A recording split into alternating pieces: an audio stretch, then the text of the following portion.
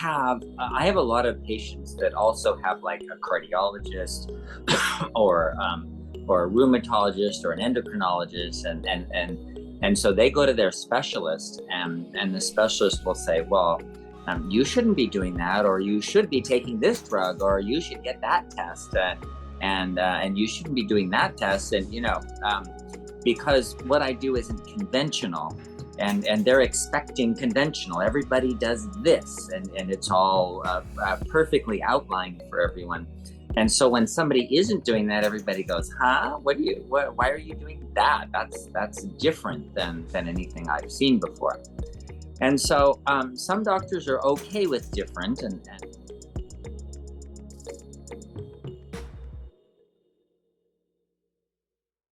and welcome to the Healthy Heart webinar. Going live on Facebook.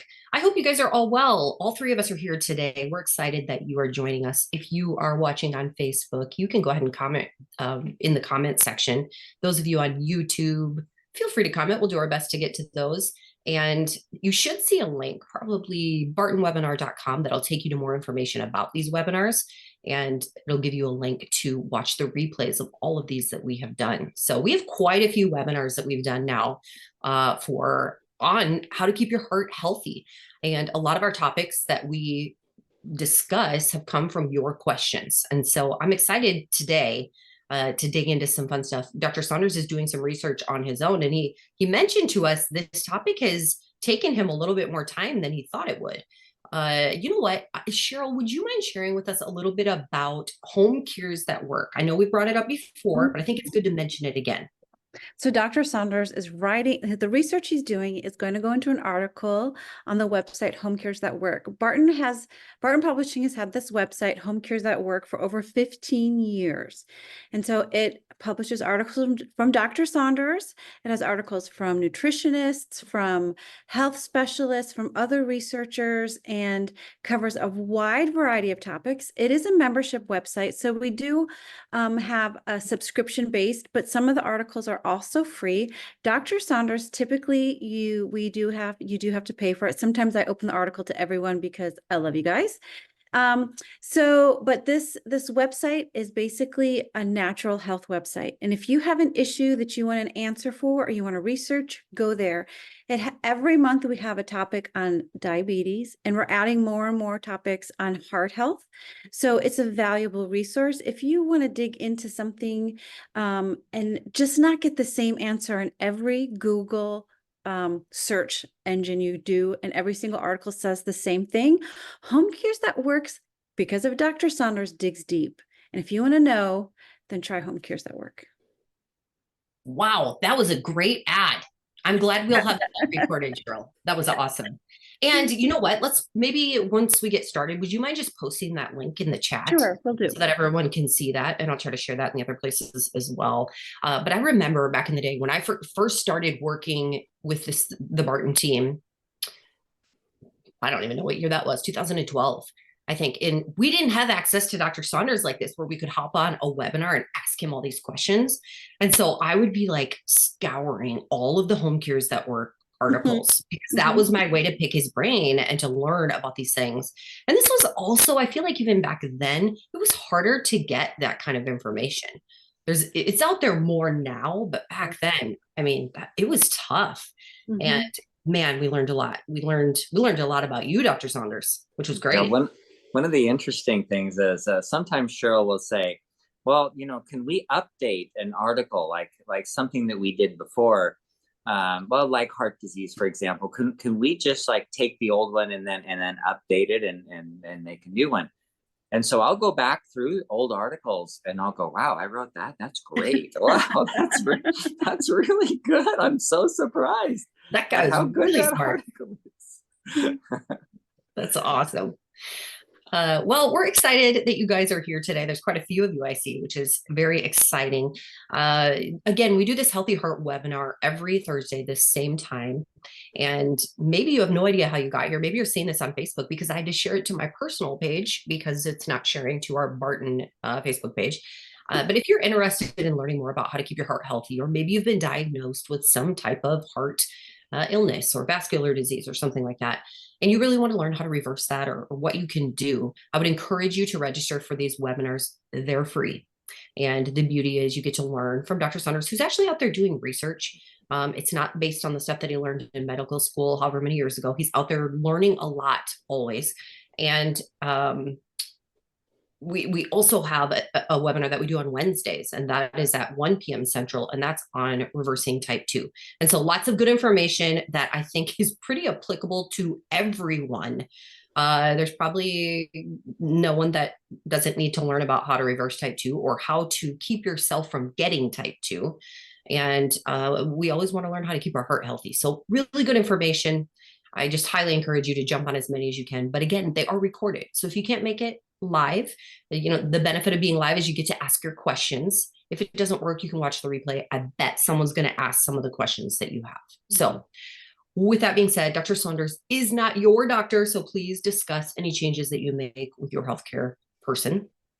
And yesterday on our webinar, someone says, well, what if my doctor actually used a bunch of colorful, a little bit more colorful words that I won't repeat, but something like, my doctor's not going to agree with this, so what am I supposed to do? And that may happen, but if your doctor, there are many good doctors out there who are looking at these things and who want to see your health improve. So if you're improving your health, they are going to be all for that. All right. Dr. Scott, what would you say to those whose doctors don't want them on some of our protocols or our phase, on diabetes, we have a 3-phase plan. Heart health is a little different, but in customer service, we get that all the time. Oh, my doctor doesn't want me to take this. What do you tell them? I have a lot of patients that also have like a cardiologist or a rheumatologist or an endocrinologist, and so they go to their specialist, and the specialist will say, well, you shouldn't be doing that, or you should be taking this drug, or you should get that test, and you shouldn't be doing that test, and because what I do isn't conventional. And they're expecting conventional. Everybody does this, and it's all perfectly outlined for everyone. And so when somebody isn't doing that, everybody goes, "Huh? Why are you doing that? That's different than anything I've seen before." And so some doctors are okay with different, and they'll say, "Well, is it working for you? Is this or what benefit do you get out of that?" And they're okay with it. Other doctors are like rude. They become bullies, and they will bully people into, you have to do what I say. I'm the one in charge of your life, and I run your life now, not him, kind of thing. And so the way to look at it is this, that everyone that you have, every information you're getting, typing stuff into Google, or going onto a website, or listening to podcasts, or being on our webinar, whatever you're doing is advice. And if you just look at it as advice, you go see your doctor gives you advice. You can take that advice or not. And so you can choose. You can say, gee, I for this reason, whatever, you'd have a reason, say, I'm going to take this advice and not that advice. And so that puts you in charge of your life. You just take control of your life. And if someone tries to bully you, just say, hey, you're a bully. I'm going to go find someone else who's not a bully. I like that. That's good. Yeah. Thank you. I appreciate that. We have a lot of people on our webinars who are dealing with that. And so that is important. Guys, today we're going to talk about what you should do if you have the risk factors for coronary artery disease. And so before we can really talk about what you should do, I think we need to know what the risk factors are. And so we were talking before the webinar started, and, I was going to Google what the traditional risk factors are. But you guys all know Dr. Saunders, he's not really into the traditional stuff. He doesn't always believe what is said. He's going to find out for himself and probably make a mess of it, right? And change our minds and show us the truth. And so that's what we're going to talk about a little bit today. When we want to know what the traditional risk factors are, and then what you're finding in your research, Dr. Saunders. So take it away. Okay. So let's start with traditional risk factors. What are things, if you go to a doctor and you say, okay, what risks do I have of heart disease? They're going to go through a series of things that are considered risk factors. So one of them was age. And so because you're getting old, you're going to get heart disease. Like that's a normal aging thing. Okay, it's not. That's not a risk factor. What it is if you have a problem, if you have a high LPA, for example, and you're developing atherosclerosis of your arteries, well, if you let that go for years and years and years, then you're going to have, it's going to get more and more and more, and so you're going to develop more heart disease. When you're 50 or 60 than when you're 30, of course. But that age is not the problem. Getting old is not the problem. That's not it. The problem was that you had the high LPA. The problem was that you're making clots in your arteries and you're not dissolving them. So don't look at age as a risk factor. It's not automatic. It's not, oh, I'm just getting old. I guess that's just what happens to everyone that gets old. No, that's not the case. So don't look at that as a risk factor. That's a non-risk factor, okay? The next one is gender. That if you're male, oh my gosh, you're at big risk. And if you're a female, you don't have a risk, so we're not even going to treat you. And that's been an issue. It's been a big issue where a woman goes in with heart disease and the doctor says, you're a woman and you don't have any risks, and blows her off, and then she dies of a heart attack. And on the other hand, a man goes in and who doesn't have any risks. Oh, you're a man, you got big risks, and you need to be on a cholesterol lowering medication, a blood pressure medication, just because you're a guy. Neither of those work. Gender is not the problem. That's not what causes heart disease one way or the other. The next one is family history. Oh, your dad had heart disease? Okay, you're going to have heart disease. No. That's not a risk factor by itself either. Now, there are genetic issues that you could have. So if you say, gosh, you know what? Every male in my family dies of heart disease by the time they're 60 years old. My uncles, my cousins, my nephews, like everyone I know is dead by age 60. Okay, you know what? You may have a familial problem there, a genetic problem. But you can't look at it as just because your mother, father, sister, brother, aunt, uncle has heart disease that you're going to have it. But it is something to look at as, oh, maybe there is a risk factor there. So again, genetics is, because your family member has it doesn't mean you're going to have it. But it may be a good reason to look for something that's a real risk factor. Another one is smoking. Oh my gosh, it has taken me days of research.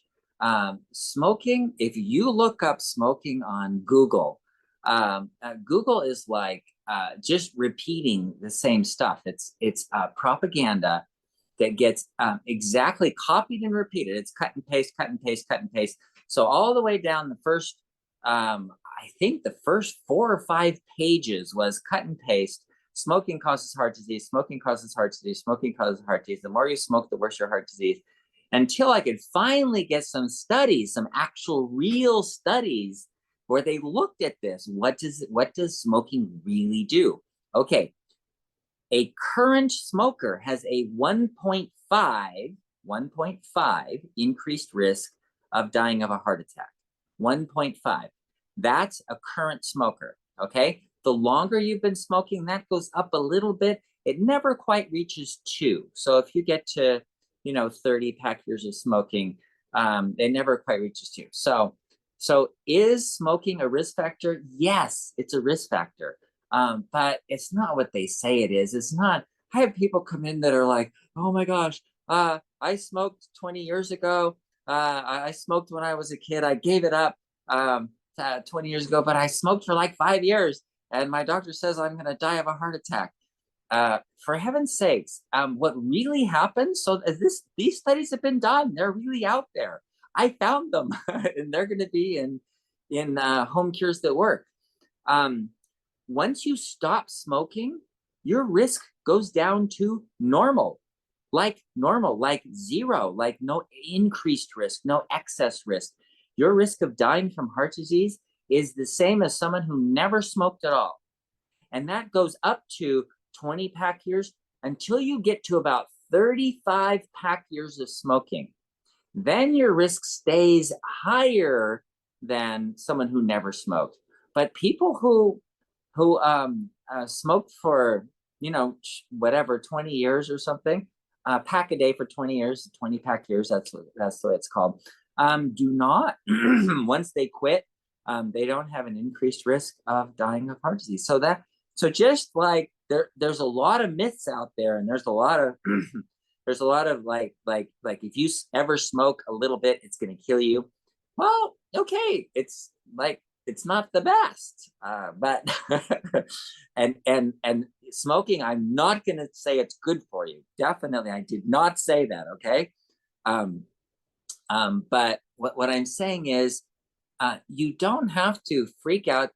The stress of worrying about it is worse than the fact that you smoked 10 years ago.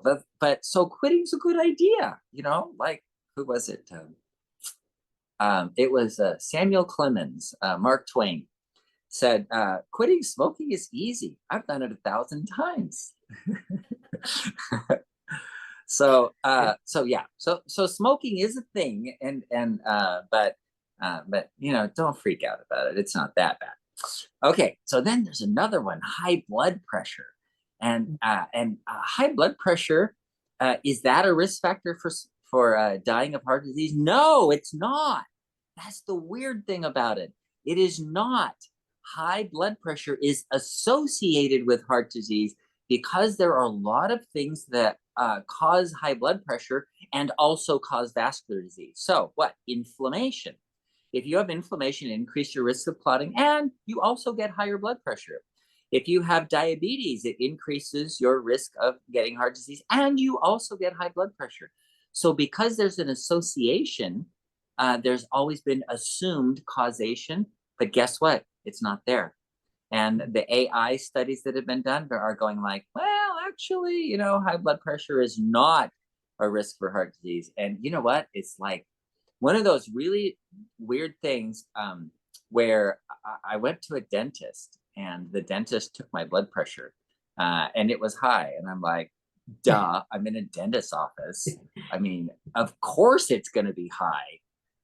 Isn't everybody's blood pressure high in a dentist's office? I don't know. Maybe it's just me. I get really anxious. I get really anxious in a dentist's office. So they said, oh, well, we shouldn't work on you today because your blood pressure. I'm like, no, that's ridiculous. So from now on, I go into the dentist and I say, don't take my blood pressure. No, no, just put refused. They said, we have to take your blood pressure. No, just put refused on there. It's okay. It's okay. You can go without. I have to wean the dentist off taking the blood pressure thing. It's a terrible thing to do.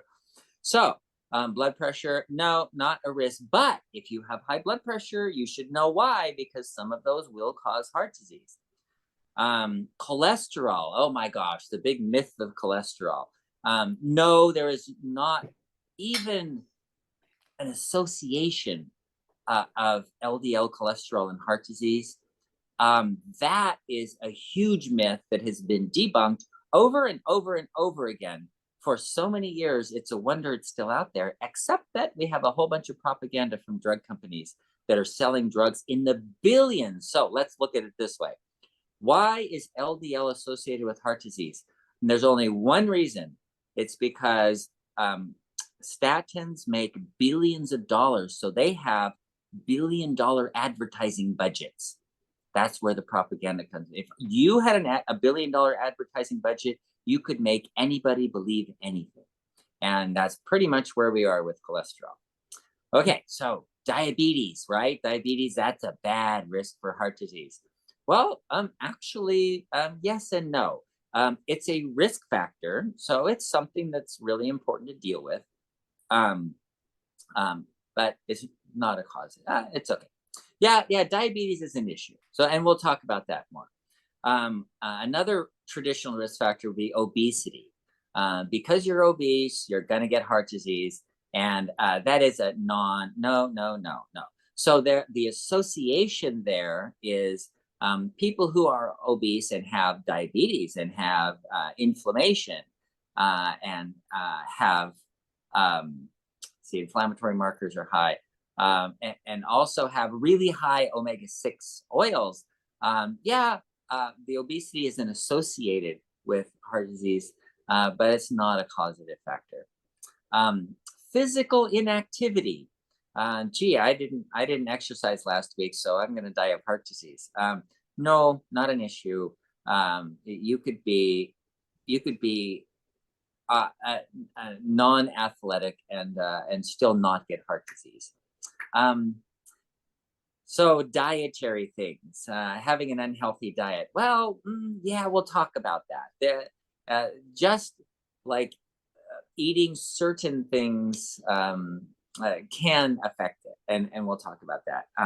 Alcohol consumption is actually not specifically related to heart disease either. And then the last big one that the cardiologist talks about is stress. Is stress related to heart disease? Well, yes. So that's a real one. So think of it like the traditional heart disease risk factors. A few of them are actual risk factors. Some of them are associated, but not real risk factors. So let's look at the science. Where's the science in this? Okay, so omega-6 to 3 ratio. This is a test that anybody could do, but isn't usually done. And it is a huge risk factor. You know what? Cholesterol, the best they could do is a 3% increased risk when they're looking at a heart disease. With blood pressure, it's like best case scenario, if somebody has high blood pressure, they have a 12% increased risk of a non-fatal heart attack. It's really minor. Omega-6 to 3, it is a 10 times increased risk, not 100%, 1,000% more. If you have a 20% omega-6, 20 times. So if your omega-6 to 3 ratio is 1 to 1, you have 1/10 of the risk of heart disease as somebody who has a 12 to 1 or a 10 to 1 ratio. So that 10 to 1 versus 1 to 1 is a huge difference. It is so much different compared to all those other risk factors we're looking at that says, oh, that increases your risk by 10%, by 5%, by 2%. Those are nothing compared to the omega-6 to 3 ratio. So that's something you should really look at. And that's really worth testing. And very few doctors do that test. Very few. You can find it there's a certain heart test called like the Boston heart test. They do it. And they tell you that that's a real risk factor. But most cardiologists are unaware of it completely. Another one that should be tested for that most won't test for is called lipoprotein A, or Lp(a). This lipoprotein A is something that prevents you from dissolving clots. It binds to the clots and prevents it from being dissolved. So it causes the clot to stay there and get organized, it's called, like develop scar tissue. So then if you have this little clot in your artery and it organizes, then your artery is a little smaller than it was.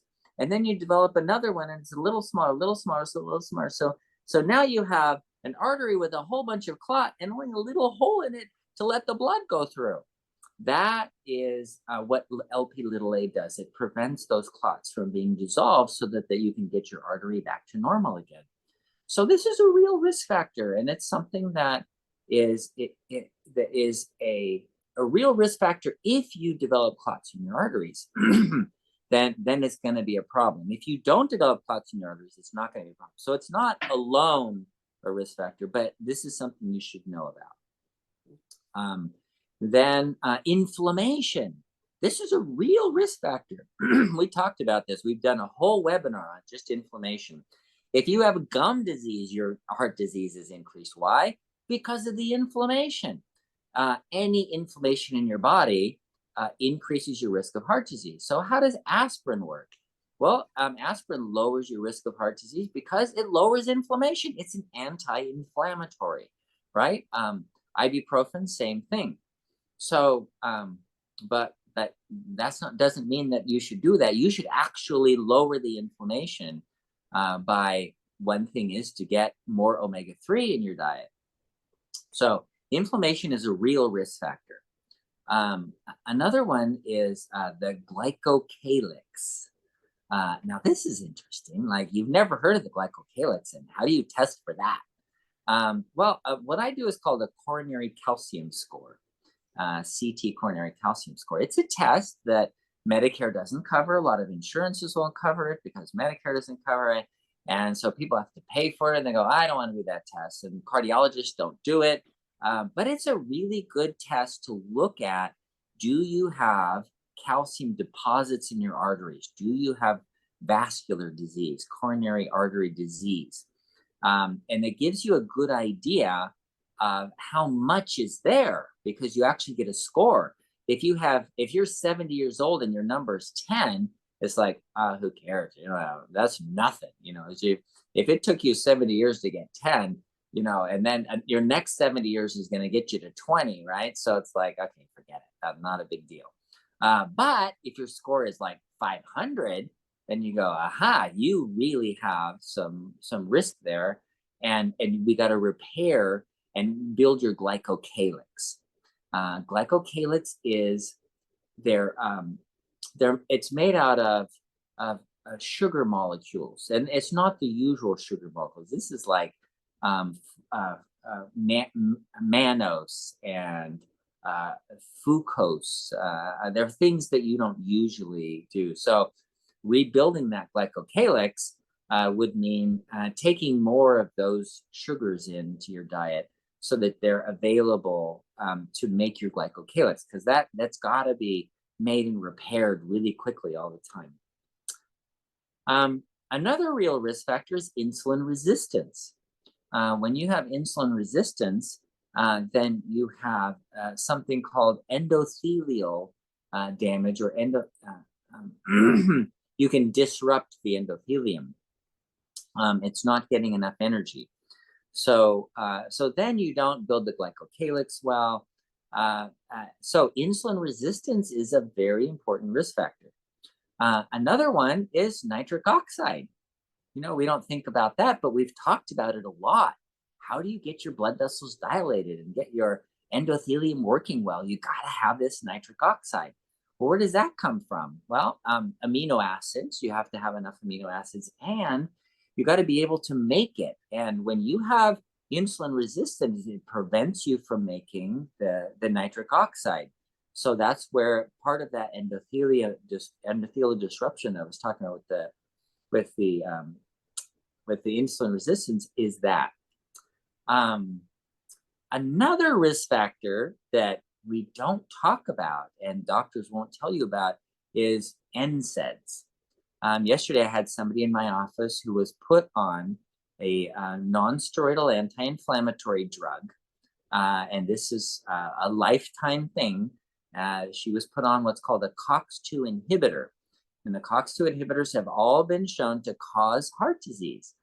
And the way they cause heart disease is they block an enzyme that uses the omega-3 that we were talking about before to make anti-inflammatory chemical mediators to prevent inflammation. And so you think about it, wait a minute, this is an anti-inflammatory, it's blocking your ability to make anti-inflammatory prostaglandins. Yes, that's what it does. You need that COX-2 enzyme. It is a very important enzyme for your omega-3 oils. And if you don't have it, then you don't make those mediators that you need to suppress inflammation. And so it increases your risk of heart disease. And there was one very powerful COX-2 inhibitor that had to be taken off the market because they had 400,000 deaths from heart disease due to this drug. So they took it off the market. The other ones, they put what's called a black box warning. But the cardiologists don't tell you about that. And the people that put you on the drugs don't tell you about that. They didn't tell her about it. I told her about it, and I showed her the black box warning. Look, see, heart disease. That's the black box, means the FDA says, this is really bad for your heart. And I showed it to her. She's like, how come no one ever showed it? I've been taking this drug for 2 years. Well, there you go. Wow. So the dietary part that we were going to discuss is real risk factors if your diet is high in omega-6, low in omega-3, and if you're eating a lot of fructose. Fructose is what causes insulin resistance and obesity. And so, yes, your diet is there are several risk factors involved with your diet. But they're the things we already discussed, like causing insulin resistance and having low omega-3 and high omega-6. So those are the dietary things. So there you go. Risk factors for heart disease are not what we're told. Wow. That was a lot of information. Really good information. Sorry. No, it's so good. So good to go through this and just to be aware and know now. Many of you are probably thinking, okay, I may have some of these risk factors, or I didn't know I did, or biggest question is probably what now? And that's where we should go from that. We have some of these risk factors. Where do we start? Where's the best place to start? Testing. Testing is always the best place to start. And rather than do traditional testing, if you're going to do a lipid panel, that's fine. Look at your cholesterol level. But remember, that's not even a real risk factor. So whatever. If you're going to check your blood pressure, fine, check your blood pressure. And if your blood pressure is high, then ask the question why. Don't say, I need blood pressure medication. That's ridiculous. So knowing why is helpful. So as you're going through all of these things and you're saying, well, I'm going to actually test my omega-6 to omega-3 ratio to check my diet to see if I have a good ratio. And if I don't, I'm going to change my diet and even add in a fish oil supplement or something. Then there's something real you can do. I'm going to test my lipoprotein A. And if I have high lipoprotein A, then I'm going to make sure I don't get clots. So I'm going to make sure I have low inflammation, and I'm going to take care of that. I'm going to check the inflammatory markers like the sedimentation rate and the C-reactive protein. And then you might want to do coronary calcium score. So in the process of doing these tests, you're going to see whether you have a risk or not. I had someone in my office last week that blood pressure's been high for years. Like every time he goes into the doctor, it's 160 over 100, 170 over 100. You know, it's like that. And the doctor's like, oh my gosh, you're going to die of a heart attack any day. You're going to have a terrible stroke. This is a terrible thing. So we did his risk factors. We looked at, does he have D-dimer? D-dimer is a marker for having clots. His was 0. It was undetectable. We did a coronary calcium score. His coronary calcium score was 0. He had no heart disease. So, you know, this idea that you're going to die any minute because your blood pressure is high is completely ridiculous. And so doing the real tests will tell you what you need to do next. What if his coronary calcium score was 1,000 and his blood pressure was high? Then it'd be like, aha, we need to do something. We need to find out why that's happening. And so then we would test for like LP little a, and we would test for inflammatory markers and other things to see what's going on underneath. So knowing why is the first thing to do. And I'm sorry, cholesterol and blood pressure, that's not why. Very interesting. I'm actually going to share Barton Web. No, am I Barton Webinar? Yes, I am. I'm going to share our website here so that you guys can see it. If you go to bartonwebinar.com, you'll see that guy. Who is that? It's familiar, but you'll see a link to our webinars where you can go right to our YouTube channel and subscribe so that you can watch the replays. But you also see frequently asked questions, etc. I want to show you a couple things here too. That I pass over the fish oil. Well, that's weird. Okay, maybe we don't have it on here. Okay, you're going to have to go to Barton Nutrition to find that. But the other thing I want to show you is our Healthy Heart Solution Kit. And can you talk a little bit about who that might be for? So anyone who has heart disease, is worried about heart disease, has pre-heart disease, this is a kit. And the reason we call it a kit, because it's not just one thing. It's not just like what your diet should be. It's really looking at the big picture of what about stress, and why does that cause heart disease, and what can I do about that? And what about supplements, and which supplements, and why? And what about exercise? So it's putting together a lot of different things to allow you to function normally and not have heart disease. And it's very inexpensive, guys. And the program is really good. It's very new. I saw someone had asked about stress, and we talk a lot about stress reduction in that book. But Dr. Saunders, let me see if I can find that question. Was something Lisa had said that she's under extreme stress. She's very concerned. Please advise. Any thoughts? Okay, yes. So the type of stress that affects your heart. Well, last week we talked about what is the heart, and so if you will look at the last week's webinar, that's going to be a really important thing. So I'm under a terrible amount of stress, and I know I've been there. When I go to I had a lawsuit and I had to go to court, and that is, to me, is the most stressful thing. Just talking about it, I'm getting sweaty palms. I mean, this is like really stressful. So what do you do about stress? You need to have a way to deal with it, and taking control of your life and being in control is a very important thing. If you've ever heard the serenity prayer, and that is, help me to accept the things that I cannot change, and to change the courage to change the things I can, and the wisdom to know the difference. So those kinds of things are accepting of what is. So when you're under a lot of stress, it's because, well, this isn't working in my life, and I expected this and I'm not getting it, and somebody did this to me. So some things you just have to accept and say, okay, I'll let it go. And that's the forgiveness part, and that's accepting and letting go, and forgiving God. You know, there are a whole lot of very angry people out there that didn't get what they wanted out of life, and say, you know, that they're angry at God. And I've had a lot of people tell me that. So accepting and forgiving and letting go is a really good part of it. We talked a lot about that last week.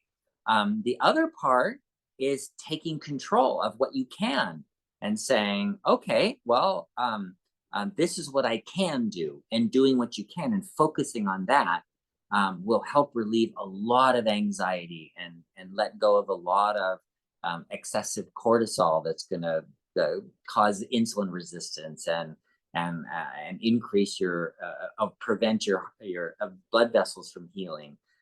So those two things are really important. You're still muted.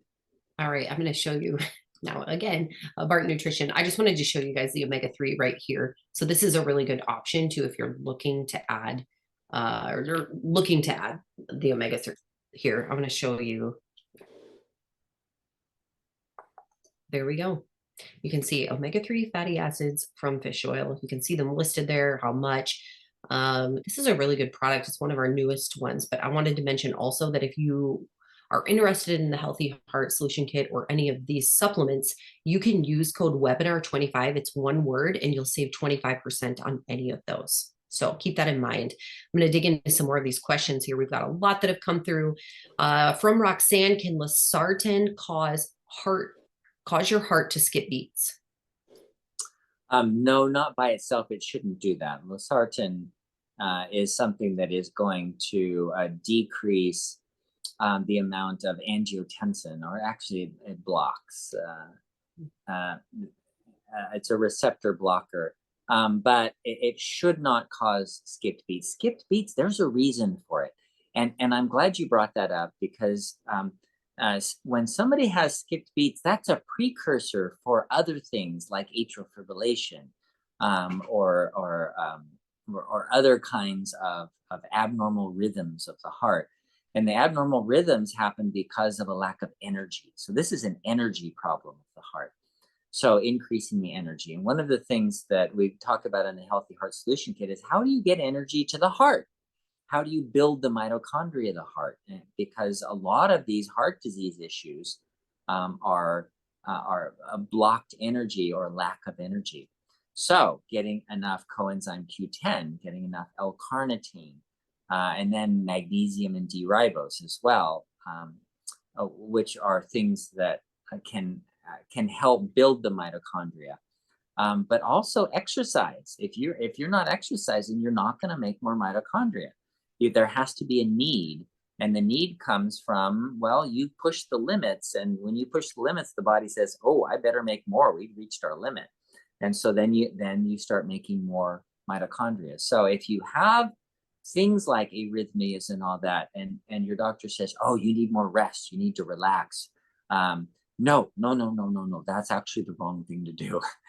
What you need to do is increase your energy by increasing your exercise, and then getting enough of the nutrients that are required for the mitochondria to function. Okay. Harry sent a message here. The results of a recent blood test gave an EGFR. Well, what is an EGFR? Estimated glomerular filtration rate. I mean, I was going to say that. That's a kidney function. That's just about ready to roll off my tongue right there. From 60 to 89. And I should just have you read this. Wow, from 60 to 89? That's awesome. That's like borderline kidney function to very normal kidney function. That's great. Okay, and then it says 1.73 M2 is consistent with mildly decreasing kidney function. 1.73. I should have you look at it because I'm probably not interpreting it well. Is it in the Q&A? Yeah, it's the second one in there. It says, however, in the absence of other evidence of kidney disease. Oh, per 1.73 meters squared. Okay, yeah. Okay, however, in the absence of other evidence of kidney disease, the EGFR values in this range do not fulfill, KIDGO criteria for chronic kidney disease. Can my kidney function be restored to normal? Oh, okay. So this is not her numbers. This is just what the laboratory says is normal. The 60 to 89, maybe decreased kidney function. Okay. Yeah, this is a EGFR that uses creatinine, so it's a different way of measuring than the one I usually use. Can you get normal kidney function? Absolutely. So I don't know what your kidney function is currently, but you don't get your kidneys back that are lost, but there are areas of your kidneys that may not be functioning well that can start functioning. So I've seen people improve their kidney function somewhat and then maintain it. And one of the things to do if you have a decreased kidney function is make sure you don't have insulin resistance. That's a big deal right there to destroy kidney function, is insulin resistance. So if your blood sugar is a little elevated, your insulin is high, even if you have quote normal numbers or just borderline high numbers, that could be a deal breaker right there. That would be really important. The other thing to do is to alkalinize the kidney, the urine. And the studies were done with just a very simple, taking a half a teaspoon of baking soda in water every day and drinking it down. And that was actually a reasonable kidney cleanse. Right. John says, I just saw in Good Morning America that for a healthy heart, you need 3,600 steps per day. Any thoughts about that? 3,600. Okay, we looked at this. We went through the mortality to number of steps a day, and actually your greatest benefit is right around 10,000. So yeah, minimum 3,600, minimum 4,000 steps a day. 6,000 is clearly better, and 10,000 is clearly better. After 10,000, going higher, it still improves somewhat, but not significantly. You really get the greatest improvement somewhere in the first 10,000 steps. Okay, Thomas says, please comment on any natural approaches to reduce the risk of ATTR-CM. ATTR-CM. Hyphen CM.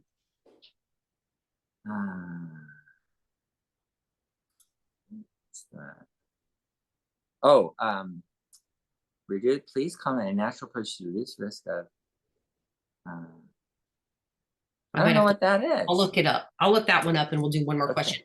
Don said, can dehydration show itself with high blood pressure? Okay. Dehydration will tend to cause low blood pressure and not high blood pressure. But there are several forms of dehydration. One is getting enough sodium and not depleting it. So some people are drinking too much water. They're depleting their sodium, causing constriction of blood vessels. So that could, that's possible. But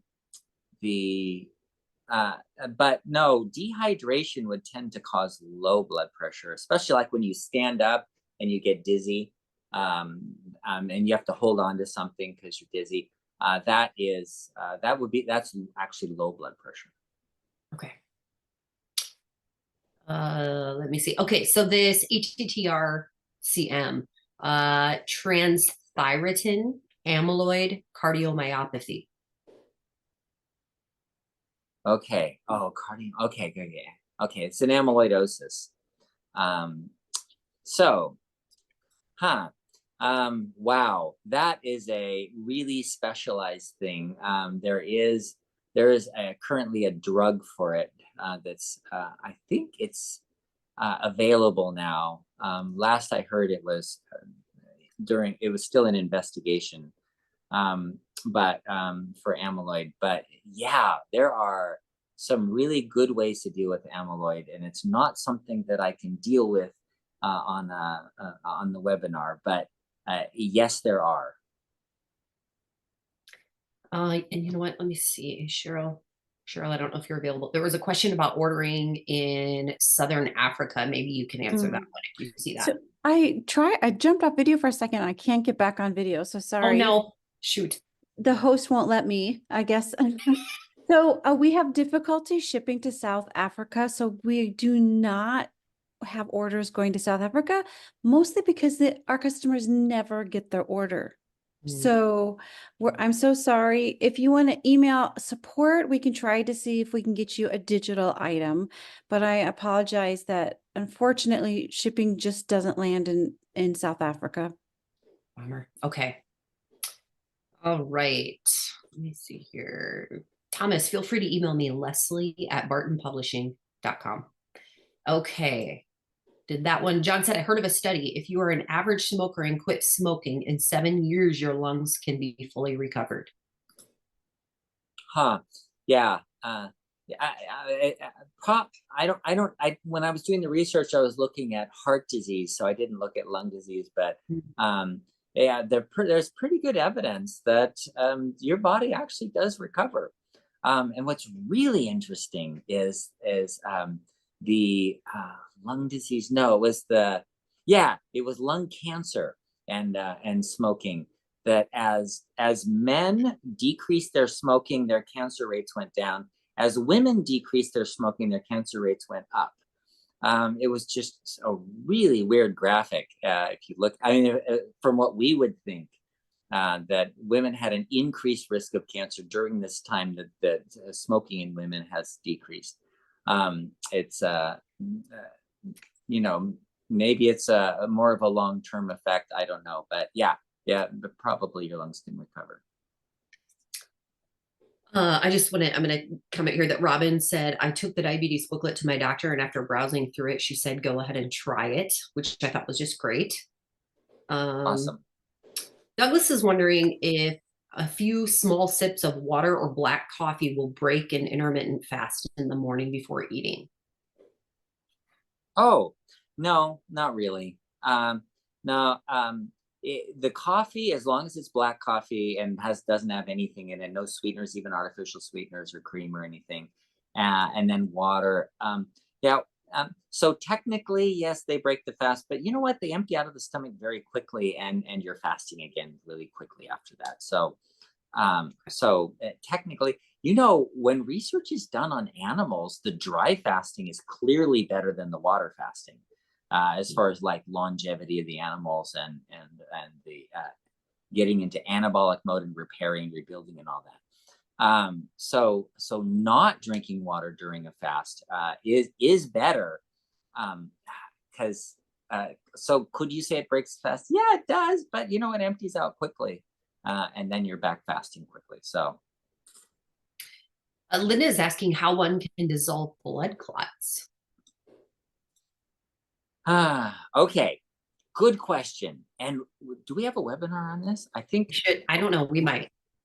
I think we've discussed it. Yeah. So if you get blood clots and you want to dissolve them, then a good way to handle that is to use nattokinase, or lumbrokinase, either one of those.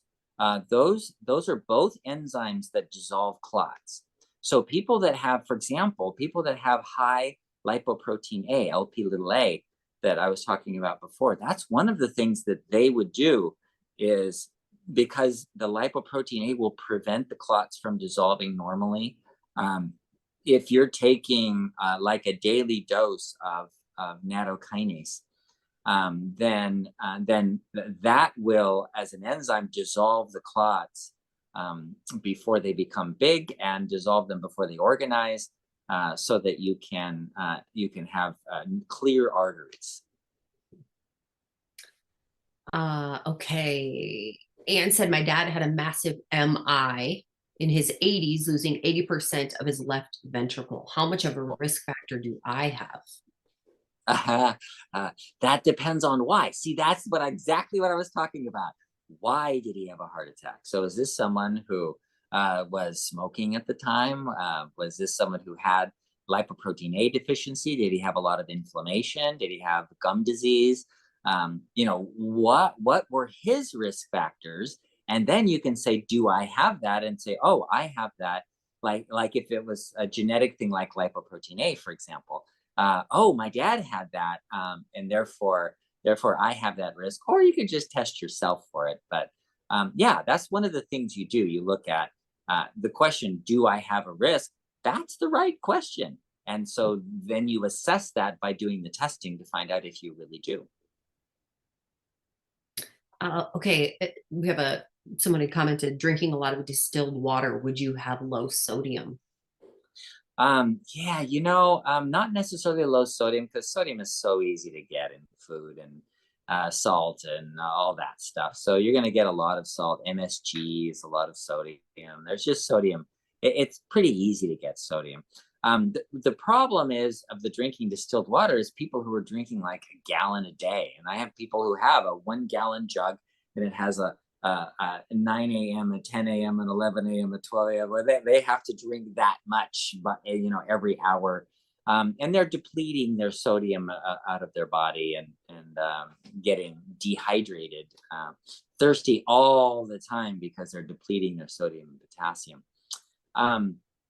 So the distilled water, though, was interesting. I saw a study out of Israel that was talking about how Israel, since they've done the reverse osmosis, which is essentially like distilled water, it gets all of the electrolytes out of the water too. So they do a reverse osmosis water in Israel. They've seen a lot of magnesium deficiency in the people drinking the RO water.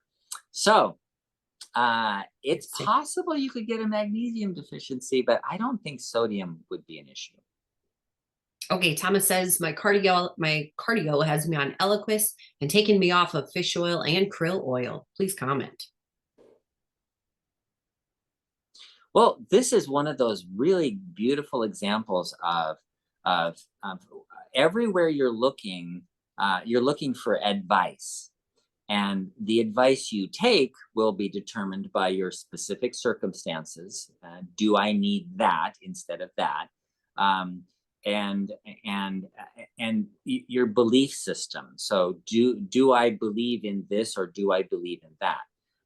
Because ultimately we all do what we believe is the right thing to do. And so if you ask around, ask people, are you doing the right thing? Most people go, yeah, I believe I'm doing the right thing.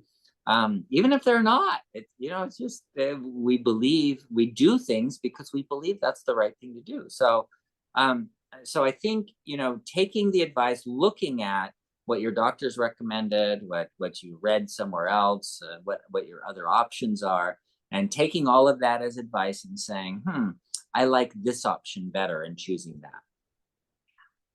Okay. That's it for today. Dr. Saunders, thank you so much for being with us. You're welcome. I was thinking we'll see you next week. See you next week. All right. And guys, you can also find more information at bartonwebinar.com. And I'm sorry that Cheryl, your video can't be seen. That's all right. Anyway, we are excited that you guys were here. Come back next week for more of this. I know there are a lot of questions we didn't get to, but post those in the Q&A next time right away, and we'll get to as many of those as we can. All of you have a wonderful rest of your week. We'll see you next week. Bye-bye. Bye.